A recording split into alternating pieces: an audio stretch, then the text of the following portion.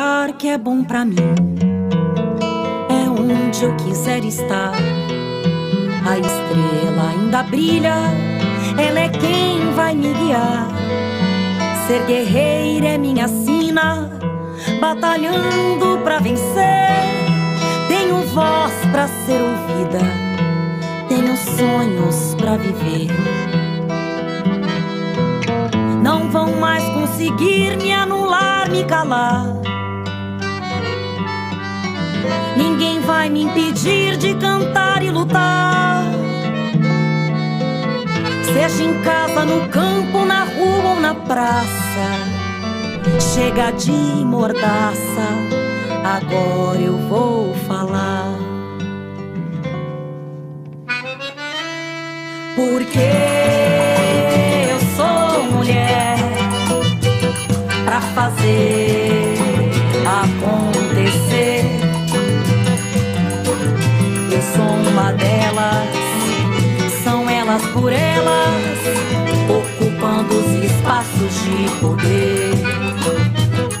Porque eu sou mulher pra fazer acontecer. Eu sou uma delas, são elas por elas, ocupando os espaços de poder.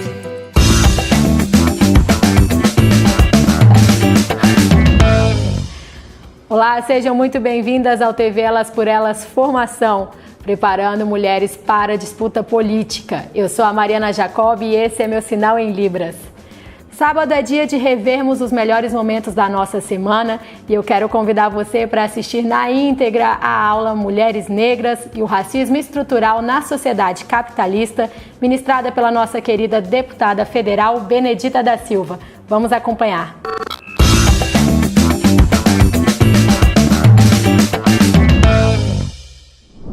Bom, a aula de hoje nós vamos enfocar mulheres negras e o racismo estrutural na sociedade capitalista. Mas antes eu quero me apresentar. Sou Benedita da Silva, sou deputada federal pelo Partido dos Trabalhadores, sou fundadora do Partido dos Trabalhadores, da favela de Chapéu Mangueira, onde nós começamos a nossa luta, a luta pela inclusão de nós, mulheres negras, num contexto mais geral. Uma sociedade capitalista, essa sociedade ela visa o lucro. E esse lucro da sociedade capitalista ele começa exatamente no momento em que escravizam esse povo negro brasileiro. E a mulher tem uma tarefa enorme nessa sociedade, porque além de ser explorada, ela tem dupla jornada de trabalho, ela sofre uma violência muito grande e é uma questão que até hoje, quando nós falamos de políticas públicas voltadas para essas mulheres, nós temos aqueles senhores de engenho que se colocam inteiramente contrário a isso. E por quê? Porque a sociedade brasileira ela nasceu de um estupro. Foi quando eles chegaram no Brasil, já existiam os indígenas, trouxeram escravizados os negros e negras, e a partir daí então nós começamos a criar essa chamada sociedade brasileira de exploração, que é uma questão que quase ninguém coloca. Sempre falamos de uma sociedade capitalista, mas ela sempre foi capitalista e o capital dela foi em cima da violência, da escravidão, da exploração. Tão importante que essa exploração é uma exploração muito atual. Aí podem me perguntar, mas você está falando do tempo da escravidão. Eu digo não, eles sofisticaram a escravidão. O que eles fazem? Explorar a mão de obra. Explorando a mão de obra, tirando os direitos que a CLT garantiu, eles vão prejudicar mais quem?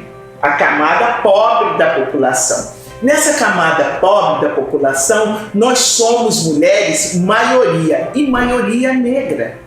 Então, Brasil só pode andar, só pode mudar esse sistema quando ele investir na população negra e principalmente nas mulheres negras. Quando eles fizeram a lei do ventre livre, eles não era porque eles eram bonzinhos, eles queriam se livrar de ter aquelas crianças, já que os abolicionistas estavam ali, para dar um disfarce. Não, aquelas crianças ficariam sob a responsabilidade de quem? Dos escravos, pais, porque eles não deram àquelas crianças nada. Comida, casa, escola. Para onde foram aquelas crianças com 6 anos? A mesma coisa acontece com os idosos. Os idosos que hoje a reforma da Previdência querem acabar com os direitos conquistados deles. Nesse sistema capitalista é assim que funciona. Lá já funcionava assim. Por isso que eu disse que sofisticaram a escravidão. Tiraram então, naquele momento, os idosos, porque eles já não podiam mais produzir. Imagine escravo trabalhando embaixo de chicote. Quando vieram a questão da libertação, chamada libertação dos escravos, já tinham, a maioria dos escravos já estavam praticamente libertos. Então era preciso explorar uma outra coisa. Isso nós já conhecemos, veio o café, veio o açúcar, a cana-de-açúcar e outras produções e outras explorações foram sendo feitas, e eles se chamavam desbravadores, que desbravadores não eram nada, e começou então essa exploração capitalista. A gente não pode tirar desse sistema o racismo, nós mulheres negras, porque quando eles decretaram a chamada Lei Áurea, as mulheres foram fazer seus quitutes, elas bancaram a economia brasileira, é bom que se diga. Por isso a exploração dessas mulheres, a jornada de trabalho sempre foi tripla, nem mais dupla, tripla, porque essa mulher, à medida que o homem só trabalhava na lavoura, só sabiam fazer aquilo, porque eles vieram escravizados. Escravizados não eram ignorantes. Eles chegaram e aqui se tornaram burro de carga. É diferente. E então, o que tinha para eles fazer era cuidar disso. E as mulheres foram fazer o quê? Foram colocar algumas das suas habilidades domésticas para poder ajudar na economia, que se tornou uma referência, fazendo parte da identidade, para que não se perdesse a identidade. Os indígenas continuaram a fazer o seu trabalho do meio ambiente, porque para mim são os maiores ambientalistas que nós temos, depois de terem sido estupradas as mulheres negras, estupradas as indígenas, veio essa mistura, que eles tratam de mistura de raças, mas as culturas foram preservadas através dessas mulheres. As mulheres foram fundamentais. Eu digo isso porque às vezes nós discutimos a questão da relação do capital e do trabalho e não visualizamos a questão racial, que foi preponderante nessa questão da exploração do capital. Então, como você pode ver, o racismo sempre foi uma coisa estrutural. Ele foi uma coisa estrutural, por quê? Porque desde aquela época até nos dias de hoje, os homens do poder sempre fizeram algo que trouxessem para eles lucros e não trouxessem para eles nenhuma responsabilidade financeira. E é por isso que hoje nós estamos brigando para resgatar aquilo que nós conquistamos. E conquistamos onde? No governo de Lula. Foi reconhecimento, na criação que pôde do Ministério da Igualdade Racial, e ali tem um tratamento na política de gênero com esse recorte racial. Também de ir para a universidade, filho de pobres foram trabalhadoras domésticas para a universidade, seus filhos foram para a universidade. E qual é a cara da universidade pós-Lula e Dilma? Nós encontramos hoje a imagem e semelhança dos negros, coisa que inexistia, como inexistia lá no processo escravocrata. O que eles querem? Eles querem retirar essa questão desses direitos. Bom, então nós vivemos uma questão hoje, que é uma questão de raça e classe, que sempre existiu, e que agora se aguça com esse governo que não tem nenhum compromisso com a população pobre e negra. E nós estamos vendo nossos filhos serem assassinados, temos ordem para matar e nós combinamos de não morrer, então estamos na resistência para que os nossos direitos sejam direitos que nós possamos resgatar. Mas para isso é preciso ter democracia, é preciso que haja democracia.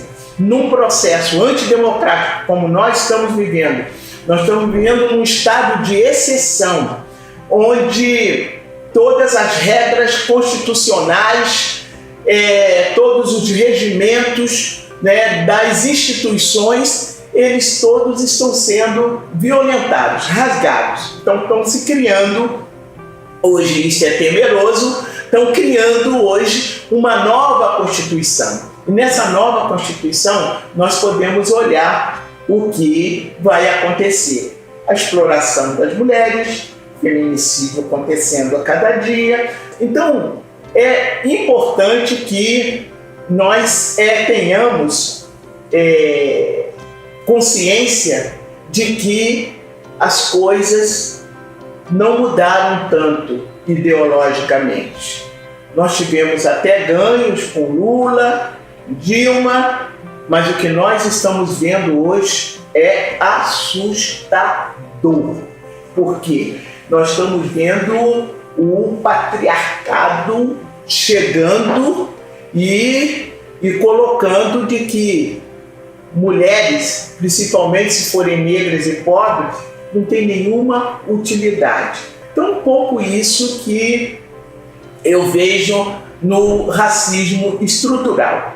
Ele não vem de agora, apenas eles sofisticaram. Com as letras não cumprem-se as leis, e quando as têm, eles dão um jeito de combatê-las e dizer que é um processo seletivo, discriminatório, de divisão, que nós queremos dividir as pessoas, e aí nós estamos vendo a perseguição das religiões de matriz africanas, as igrejas evangélicas independentes e de esquerda estão também sofrendo. Está sofrendo também a igreja do Papa Francisco, dos pensamentos do Papa Francisco de uma sociedade. Essa igreja também está sofrendo. Então nós precisamos unir forças, porque nós temos que ganhar realmente essa batalha. Mulheres negras na política. Vamos escrever a nossa própria história. Vamos mostrar do que nós somos capazes de ter convivência com as diferenças, de ter convivência com aqueles que nada têm. Vamos mostrar como você faz com que os seus iguais subam juntos e de mãos dadas, e não fazer essa divisão que eles têm feito. Nós queremos defender a democracia e a soberania nacional. E para isso precisamos ter partidos fortes. E os partidos precisam compreender, e o meu partido, o Partido dos Trabalhadores, que as mulheres são uma força. e que não haverá nenhuma mudança, nenhuma revolução sem as mulheres. No dia 31 de agosto, completou-se 5 anos do golpe contra a primeira mulher eleita democraticamente, Dilma Rousseff. Eu conversei com a socióloga e ex-ministra da Secretaria de Política para as Mulheres, Eleonora Mennicute, e com a governadora do Rio Grande do Norte, Fátima Bezerra, sobre os retrocessos do governo pós-golpe. Vamos conferir. Bom, Mariana, meu abraço aqui para você, meu abraço para a querida professora Eleonora, nossa ex-ministra, e um abraço muito especial para essa mulher que continua nos inspirando pela sua sabedoria, pela sua resistência e capacidade de luta, que é a querida presidenta Dilma. E eu, ao abraçar a presidenta Dilma, quero estender aqui esse abraço afetuoso, especialmente às companheiras mulheres, né, que estão acompanhando aqui mais essa aula, esse momento aqui importante do projeto de formação Elas por Elas. Segundo, na verdade, Mariana, relembrar 31 de agosto de 2016 não é simples, não é fácil. Para nós, né, que amamos a democracia, para nós, está entendendo que chegamos exatamente em 2010, com aquele feito histórico, depois de um operário governar por 2 mandatos consecutivos os destinos do Brasil, fazendo um governo que entrou para a história. Naquele momento, a gente elegia também a primeira mulher presidenta desse país. E, para nossa alegria, né, e felicidade, nós conseguimos reeleger essa mulher exatamente em 2014. De forma que não passava pela nossa cabeça, né, que a nossa jovem democracia fosse covardemente atacada, como foi em 2016, com o impeachment sem comprovação de crime e de responsabilidade da querida presidenta Dilma. Foram momentos muito duros, muito difíceis. Eu fico aqui cá comigo, né, lembrando, por exemplo, Mariana, eu, 12 anos como deputada federal, vivi esses tempos virtuosos de um projeto de desenvolvimento nacional com soberania, com inclusão social, com justiça social. Chego exatamente ao Senado da República pela vontade soberana e generosa da maioria do povo do Rio Grande do Norte, e chego no Senado com as esperanças renovadas e com os sonhos renovados de avançar cada vez mais no projeto de desenvolvimento nacional, avançando cada vez mais com os investimentos, por exemplo, na área da educação. Eu lembro, Mariana, do slogan do 2º mandato da presidenta Dilma. Eu nunca esqueci. Quando ela assume exatamente o 2º mandato e ela anuncia que o lema daquele 2º mandato era Pátria Educadora. Aquilo tocou demais meu coração de professora, porque com aquilo ela sinalizava muito claramente que nós íamos avançar cada vez mais no projeto de inclusão social no campo da educação. Depois do muito que já havíamos feito, a expansão das escolas técnicas, das universidades, as políticas de valorização, né, dos profissionais da educação. Enfim, os governos do PT fizeram uma verdadeira revolução no campo da inclusão social na área da educação. E a presidenta, quando diz, né, Pátria Educadora, aquilo era como se a gente estivesse homenageando Paulo Freire, né, no sentido de avançar cada vez mais numa área fundamental para a emancipação política, social e cultural das mulheres, da juventude e do nosso povo. Como ela mesmo dizia, né, a educação é um passaporte fundamental, imprescindível para a conquista da cidadania. Por isso que nós lutamos tanto pela descoberta do pré-sal, e por isso mesmo que naquela época a gente aprovava uma legislação onde a gente dizia que no mínimo 50% dos recursos do pré-sal tinham que serem direcionados para o presente e o futuro do povo brasileiro, investindo principalmente na educação. Mas, enfim, infelizmente, de repente, esse sonho desmoronou. E foi tudo muito rápido, né, quando a gente se deu conta e estava em curso exatamente, né, um golpe contra a democracia. Um golpe, na verdade, que foi perpetrado pelo campo conservador e pelas elites, né, naquele ano exatamente de 2016. Eu lembro, Mariana, eu estava aqui exatamente olhando, exatamente a fala que eu fiz naquela fatídica sessão que aprovou, né, o processo de impeachment da presidenta Dilma.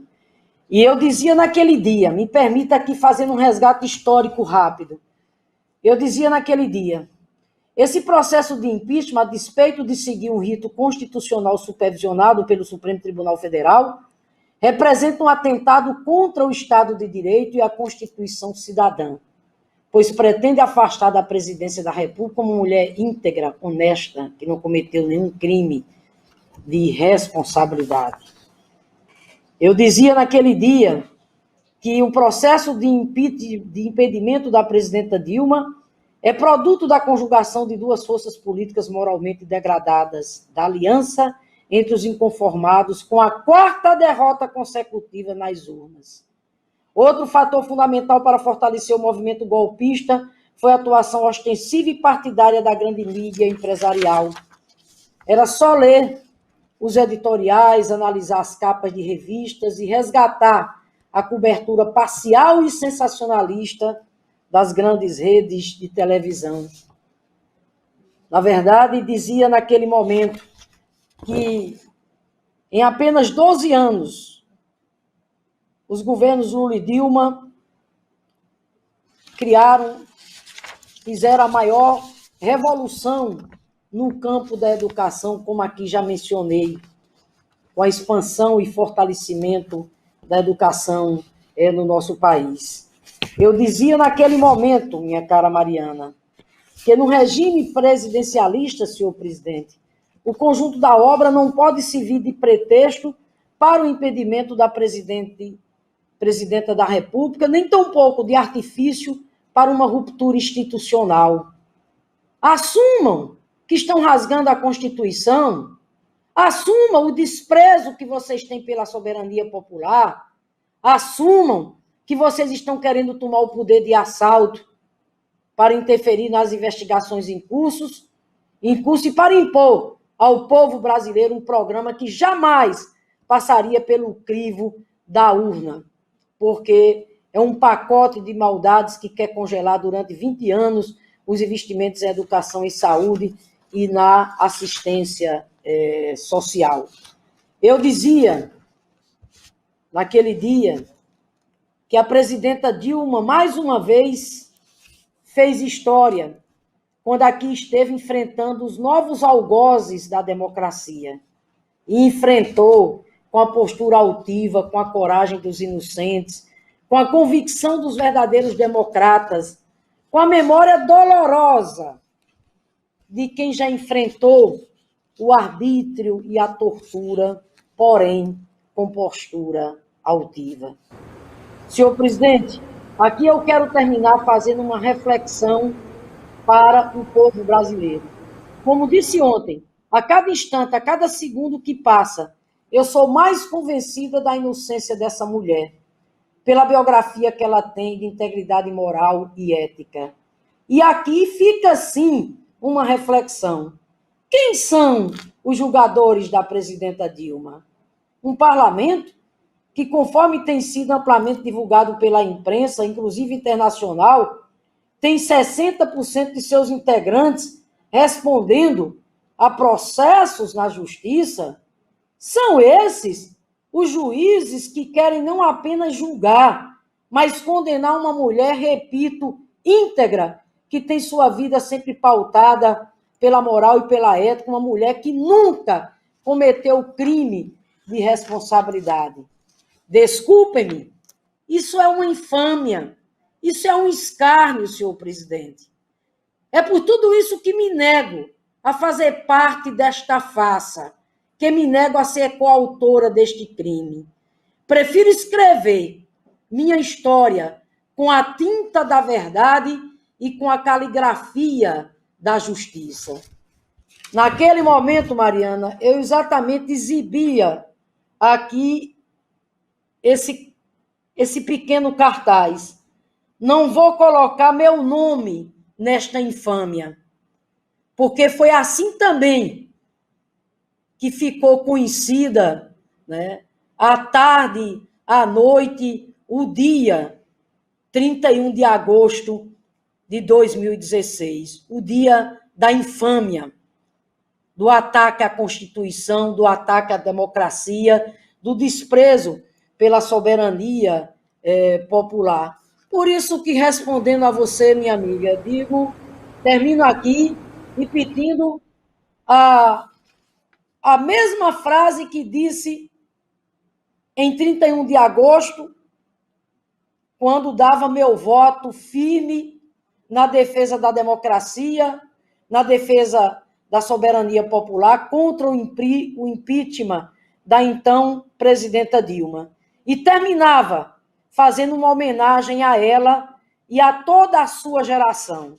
A geração que, junto com ela, lutou pela democracia e que permanece fiel em defesa da democracia e naquilo que a democracia tem de mais valoroso, que é o respeito ao voto, que é o respeito à soberania popular. Dizia não, não, 1000 vezes não ao golpe e sim à democracia. Passados 5 anos, continuamos aqui firmes, na trincheira, em defesa da democracia, em defesa da liberdade, dizendo não, não ao golpe, dentro do golpe, e sim em defesa da democracia. Muito obrigada, governadora Fátima Bezerra. Eu me lembro bem da sua atuação como senadora, muito aguerrida, como sempre. E foi um golpe, sobretudo, contra o povo brasileiro, né? Ministra, com professora... certeza, Mariana. Viu, pode Mariana? falar, só pode rapidamente. falar. Não, e aqui, claro, né, lembrar, sem dúvida nenhuma, né, lembrar da querida senadora Gleisi, né, lembrar do companheiro Lindenberg, da senadora, da companheira Vanessinha, da companheira Lídice, né?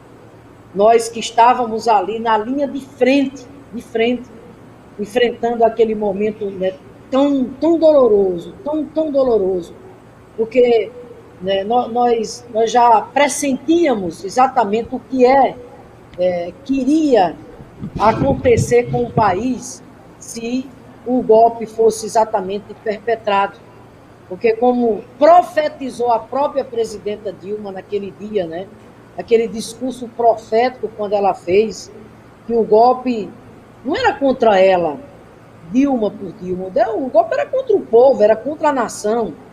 O golpe com toda aquela violência, né, do caráter misógino, homofóbico, racista, ou seja, era a imposição da cultura, da intolerância, do preconceito e da violência.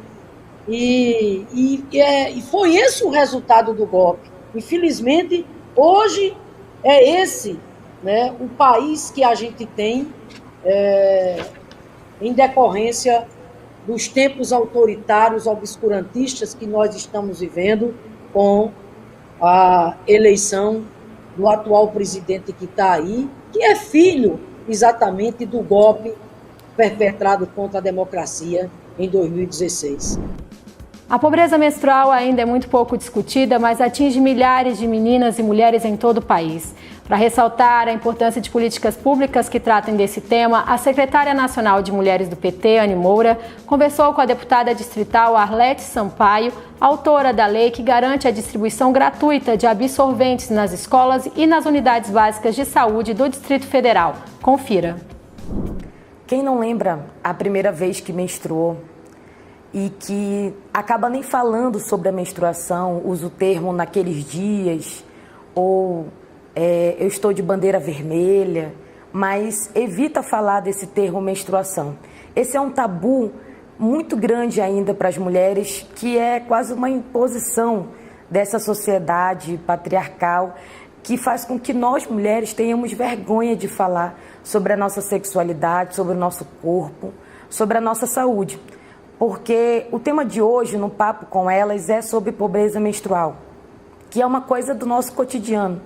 Toda mulher vive e até sobrevive nessas condições, porque tem muitas mulheres e meninas que acabam não tendo condição de comprar seu absorvente. E por isso, alguns meses, esses últimos meses, tem sido colocado em pauta em muitos lugares, em muitos estados, e em especial pelas nossas parlamentares, tanto nos municípios, nas assembleias, mas também na Câmara Federal, esse debate que é muito importante para nós mulheres. É possível saber que as mulheres e as meninas de classe D e E são as que têm maiores dificuldades de ter acesso ao absorvente, uma coisa que é tão natural, é tão do nosso cotidiano e da nossa vida. E nosso papo com elas hoje a gente recebe a deputada Arlete Sampaio, que é uma grande deputada, uma grande liderança nossa também, do Partido das Trabalhadoras e dos Trabalhadores, que fez recentemente uma lei que garante o absorvente para combater a pobreza menstrual. Seja muito bem-vinda, deputada Arlete, e conta pra gente como foi a construção desta lei. É um prazer muito grande estar falando com você, Anne, nesse programa Elas por Elas. Muito importante que a TV PT esteja divulgando esse tipo de trabalho, porque, de fato, essa questão é muito relevante. Eu sou médica, e apesar de ser médica, nunca tinha me passado pela minha cabeça fazer um projeto sobre a pobreza menstrual. Eu sei que a menstruação, muitas vezes, ela indica patologias importantes, e eu nunca pensei sobre isso, mas um grupo de mocinhas, jovens, chamado Girl Up, esse grupo nos procurou aqui no gabinete, propondo que eu fizesse um projeto sobre a pobreza menstrual. E aí eu fui refletir quão importante é essa temática. Como você já falou, a menstruação é um tabu, e a gente, às vezes, não menciona sobre ela, não fala sobre ela, justamente porque é um tabu, né? Então é preciso quebrar esses tabus. Nós sabemos que grande parte das meninas que cursam os últimos anos do ensino fundamental ou ensino médio, às vezes deixam de ir à escola por falta de absorvente higiênico. Ou então vão para a escola e lá menstruam e fazem o quê? Usam papel higiênico e às vezes se machucam, se contaminam com outras patologias, com bactérias, usando papel higiênico, não é? Então, eu achei extremamente importante essa ideia e transformei num projeto de lei. E o nosso projeto de lei visa justamente, virou lei, né? Ela foi aprovado e virou uma lei, e ele visa justamente fazer com que as mulheres em vulnerabilidade social possam ir na UBS para receber o absorvente higiênico. E as meninas que estão na escola possam ir na escola receber o seu absorvente higiênico. Pensa bem, hoje nós temos uma situação, uma crise econômica brutal nesse país, muita gente desempregada, e quando uma família tem 2, 3 mulheres e olha a quantidade de dinheiro que tem, entre comprar um botijão de gás, comprar comida e comprar absorvente, evidentemente vai escolher comprar aquilo que da sobrevivência das pessoas. Então as meninas e as mulheres ficam, às vezes, colocadas numa situação de realmente usar papel higiênico e se machucarem, ou usar materiais inadequados, né, para poder não ter o sangramento ali visível para todo mundo, né?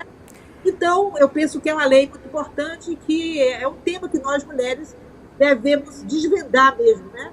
Nós devemos abrir caminhos para essa discussão, que é tão importante para todas nós mulheres. Nós não podemos ter vergonha de abrir esse debate em todos os parlamentos que a gente puder, né? Tanto na Câmara de Vereadores, como nas Assembleias Legislativas, como na Câmara Federal. Né? Então, é muito importante, por isso, nós apresentamos, aceitando aí a provocação feita por esse grupo de jovens chamado EWAP. Muito bom, deputada Arlete. A senhora falando aí, eu fiquei lembrando da minha adolescência. Eu já passei por isso, viu? De menstruar na escola. Minha família é só mulheres, eu tenho 4 irmãs mulheres. Então, era uma loucura isso. E quando era tudo de uma vez, aí sim, era um sufoco. E, de fato, a minha mãe se desdobrava, às vezes não dava para todas elas. E a minha mãe é da área da saúde também. E, às vezes, a minha mãe, ela até diz, olha, não tem como comprar para todas. E aí, tinha que separar quem tinha um ciclo mais intenso, quem não tinha, enfim. Essa é uma realidade do cotidiano nosso. Eu fico muito feliz de trazer esse debate aqui no Papo com Elas. Eu quero que a senhora me conte um pouco como é essa relação com os outros parlamentares.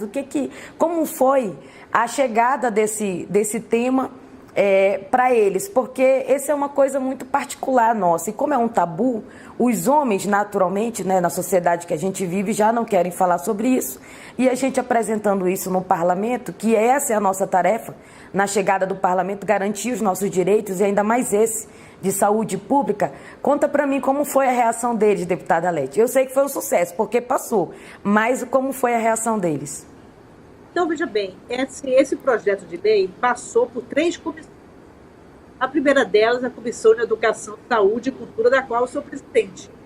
Então, eu fiz uma abordagem, digamos assim, explicativa, porque os demais membros da comissão são todos homens. Então, eu fui explicar com todas as letras de que se tratava e obtive a adesão de todos os deputados da comissão. Depois eu procurei mulheres que estejam nas 2 comissões, que estivessem nas 2 comissões por onde o projeto passaria. Então, na Comissão de Orçamento e Comissão de Constituição e Justiça. Então, foi também aprovado por unanimidade. Ele foi para o plenário e foi aprovado por unanimidade também. Não teve nenhuma reação contrária, felizmente. Então, foi um sucesso. E mais sucesso ainda foi que, após a aprovação do projeto, ele tinha sido sancionado pelo governador, né, e ter virado a Lei 6.779 de 2005. Então, eu acho que foi um sucesso total, porque os homens finalmente escutaram e entenderam a importância de se ter uma política voltada para combater a pobreza menstrual. Sem sombra de dúvidas, deputada Arlete, já tem outros governos, nosso inclusive, também fazendo essa lei, promovendo, muitas vereadoras e deputadas. Essa é uma pauta de prioridade para as mulheres do PT. Nós queremos fazer um grande seminário para ensinar, para explicar, para trazer esse debate para o centro da nossa construção também e estimular que nossos parlamentares possam construir essas alternativas. E para finalizar, uma última pergunta: como a senhora acha que vai ser o impacto dessa lei na vida dessas jovens mulheres? Eu imagino que, de início, a repercussão vai ser maior entre as estudantes, porque é mais fácil, inclusive, elas saberem que ela tem esse direito. Porque é uma coisa que nós não controlamos, embora a imprensa tenha dado divulgação ao projeto, à lei, né? Nem todas as pessoas tiveram acesso, sequer saberem que elas têm esse direito. Então, as meninas estudantes vão ter mais facilidade de saber que elas têm esse direito, porque dentro da escola elas vão ser informadas pelos professores, pela direção da escola. Agora, as mulheres que são vulneráveis, que precisam retirar o absorvente nas UBS, nós vamos ter que fazer um trabalho de formiguinha para elas saberem que têm esse direito.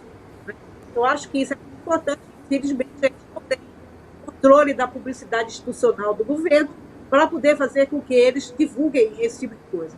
Agora, provavelmente já no mês de outubro, nós vamos ter aqui a TV da Câmara Legislativa. E eu vou reivindicar um espaço para falar dessa lei. Então, aí nós vamos ter também a possibilidade de uma divulgação maior para todas as mulheres que estão nessa questão e fazerem jus a esse absorvente higiênico. Muito bom, deputada Arlete. E é uma inspiração para as nossas outras parlamentares. O que depender da gente, a gente vai divulgar amplamente também, porque é uma questão de combater a pobreza menstrual, mas de dignidade também da mulher. E essa é a nossa luta. Então, tudo que a gente puder fazer, saiba que a senhora pode contar com uma parceira e inspira muitas outras mulheres, porque essa é a nossa tarefa no parlamento. Muito obrigada por ter participado aqui conosco no Papo com Elas. Até breve. Até breve, querido. Gostou do programa de hoje? Então não deixe de conferir a nossa playlist TV Elas por Elas no nosso canal no YouTube da TVPT. Também não esqueça de curtir e seguir a gente nas redes sociais. Assim você fica sempre por dentro de tudo que rola por aqui e de outras ações voltadas para as mulheres e realizadas pelo PT. Eu encontro você segunda-feira.